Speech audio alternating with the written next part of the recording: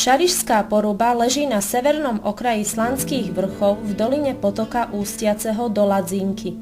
Prvá písomná zmienka o obci je z roku 1382. Bola založená podľa zákupného práva a patrila pod panstvo Kapušany. Až do roku 1948 mala názov Vagaš. Evanjelický kostol je najstaršou stavbou v obci. Bol postavený v roku 1655. Niektoré z jeho pôvodných výzdob sú deponované vo Východoslovenskom múzeu v Košiciach.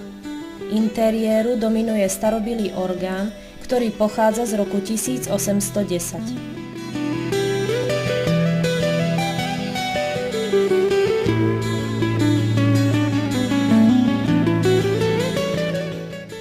Miestni obyvatelia veria, že ich historická zvonica odháňa zlé počasie.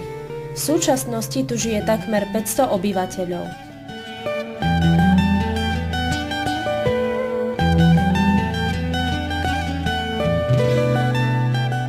Obec spravuje materskú školu, ako aj základnú školu.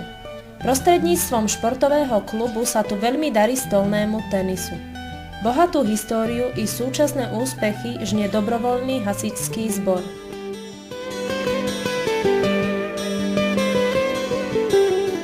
V okolí obce je prekrásna príroda. Nachádza sa tu dobrý poľovný revír. Obľúbeným turistickým cieľom je Kapušiansky a Šarišský hrad.